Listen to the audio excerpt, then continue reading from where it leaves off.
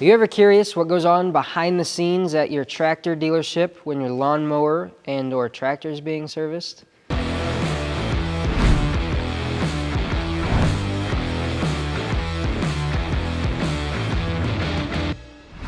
My name's Tyler, I'm with German-Bliss Equipment, and we're going to do a little mini-series that we walk you through every single thing we do on an oil change service. Alright, so right next to me I have my personal mower, which is a 2018 Exmark Radius.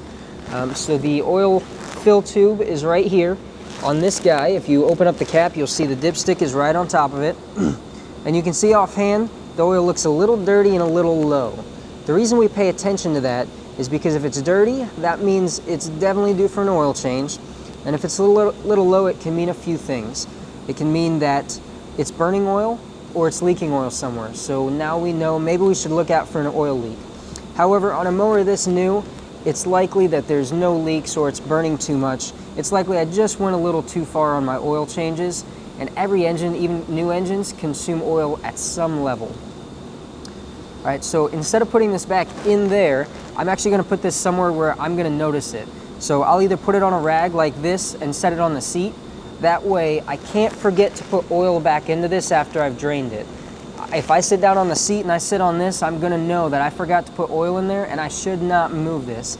So it's just kind of a good fail-safe. So we're gonna go ahead and do that and we'll move on to the next step. So next up, we're gonna go ahead and pull the drain tube on the mower to let the oil drain out. On every mower it's a little different. So some mowers we have to go up in the air and it's a lot easier to get that oil to drain out. In this case, it's a little easier to pull it just while it's on the ground. So we're gonna pull this out. Sometimes it can be tough. Just be careful as you pull it out. That is plastic, so it could be easy to break. And we're gonna unloop it from here and point it straight down into the oil pan. All right, so on a lot of the mowers, because they're not used very often, it can come out very slowly. This particular mower, we use a little thicker oil. It's a full synthetic 10W30 from Exmark. And so that can provide a slower drip. So although we let this run for a few minutes, it might take a second to let this drain out. So I am gonna go ahead and stay here and hold this until that drains out, just so I don't make a mess, and we'll come right back to you once that's done. All right, so we got tired of waiting, so we're just gonna let it do its thing for now. And in the meantime, I'm gonna change the oil filter, which is nice and out in the open on this one yet again. Now on these guys, it's really easy to make a mess because these have a platform that the engine sits on, so the oil can easily get all over that. It's almost impossible not to make a mess, but we use a product that is like this. You can find this at Napa, O'Reilly's. It's just basically a piece of metal covered in some rubber coating. We can form it to any shape we need it to get in any nook and cranny. So if you don't have one of those, I recommend picking it up. Secondly, you're gonna need an oil band wrench or an oil claw if you've seen those. Today we're gonna use the band wrench though. So how these work, this will loosen it, bringing it in, you'll get it over the top of it, and then as you pull up, it'll tighten that and we can twist.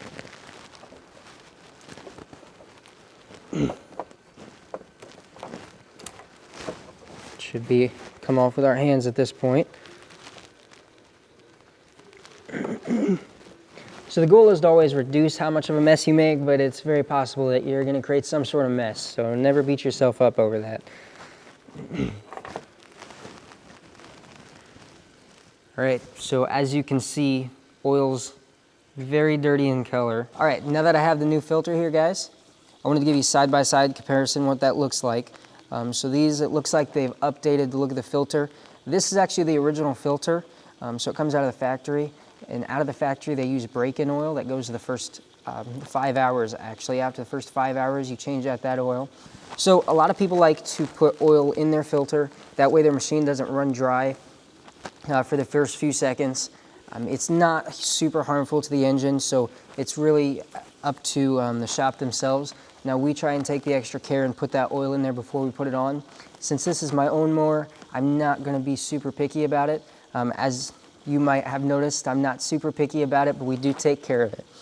But I do recommend always getting a little oil from that old filter and lubing up the O-ring on the new filter. All right, so once you have your lubricant on there, we're gonna throw this back on.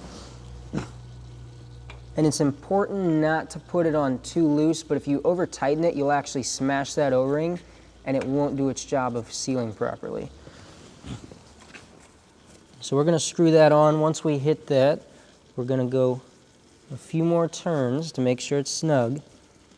But we are not going to put that band wrench back on there to tighten it with, right? This is hand tight. And you will know quite quickly whether or not you did not get that tight enough. So when you first start the mower back up, you'll just want to pay good attention to that. And again, it's not a huge deal if you catch it real fast and you get it a little tighter. From there, I'm going to wiggle my little funnel contraption out, and we'll see just how much oil mess that we've made. So let that drain out there. We'll just set this aside. So if you come in closer, you can see I didn't do too bad keeping that oil mess down to a minimum. But what's really easy to overlook is underneath the filter, there's a little oil hiding in there I noticed before I put that filter on. There's a little lip right under there. So I'm going to wipe that real fast just to absorb that up. So that's right on the engine block. That's a very hot piece. If that were to be left there, it could smell bad, but also if there's enough heat, it could possibly ignite. So it's never worth playing with that idea. All right, so it seems this is still draining quite a bit. So I'm gonna go ahead and play it safe. We're gonna put this on the rack. We're gonna go up in the air. We're gonna take a look underneath the deck at the blades. We're gonna look at the deck belts and get the entire inspection going. All right, so checking the belts on this mower is super easy, super simple.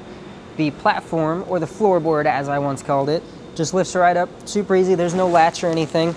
Once we get down into here, we're gonna get our handy flashlight out. We're gonna look for any wear on the belts. It may be frayed or it might be chipping or cracking in places. Although on this guy, we're looking good, so I'm not too concerned about that. The other thing I wanna check while I'm under here is just kinda wiggle on the pulleys, see if they have any play in them. And they don't, so we're in good shape. At this time too, I would normally clean off the deck. However, since the deck's clean, we can skip that step. So before we move on, I do want to mention one of the reasons we check the pulleys is because if you're going through belts quite a bit, then that could be a good indication that your pulley is bent or it's got a lot of play in it, and therefore the belt's moving unevenly. We got the mower up in the air. While we're underneath here, we are going to check the blades. We're going to clean the deck, but before we do that, we're going to check the hydro belt, which is easily accessible under here. We're going to visually see if there's any leaks on either hydro motor. There's one on either side on this mower. So it looks like our belt is in good shape. I don't see any leaks coming from our hydro motor. There's no play in our clutch. So since that all checks out good, we're going to jump back to the deck itself and we're going to remove these blades. All right, so we got the blades off. From there, now that we have all this extra room, we're going to start scraping off some of the gunk that's built up under here. It's natural, it's grass. All right, so now that the deck's clean, we're gonna move on to our blades. So we are gonna sharpen these. As you can see, these are what came off the mower. They're definitely dull. They've got a smooth end. And so these are okay to sharpen. So as an example of what probably shouldn't be sharpened, I've got some old blades off a Simplicity riding lawnmower. So you can see that doesn't have a consistent line. It kind of curves up right there. And it's getting really close to where this lifts up. So these are not ones we would recommend sharpening again. However, over here, these are definitely worthwhile to sharpen. It's all put back together. We got the mower back on the ground, and I'm gonna take you back to our oil fill tube. So we had mentioned before that this is gonna take a synthetic Exmark oil. The reason that we have to use this oil is because it's an Exmark engine, and Exmark requires we use their oil, otherwise it could possibly void a warranty. This is also 10W30, which they recommend for our area. Your owner's manual where you live, that's gonna completely have different answers than my personal mower here, so make sure you look into that. But again, today we're using 1030.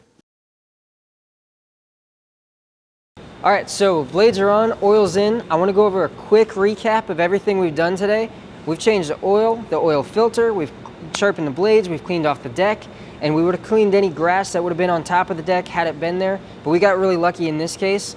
I really want to stress the oil that we put in this particular mower So this is an X-Mark oil. We used X-Mark oil because it's an X-Mark engine. If you have a Kawasaki engine, for example, put Kawasaki oil in it.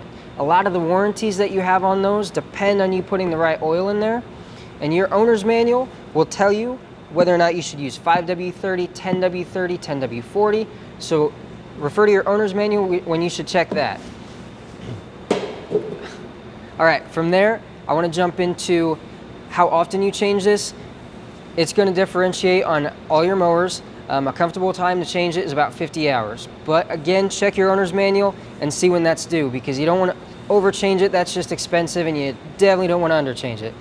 So with winter still being around here, since we shot this in January, there's a lot of fuel stabilizer products. If you're not familiar with your mower, it has a carbureted engine. That means it's got a little bowl that fuel sits in, and that fuel can be very corrosive to that metal bowl.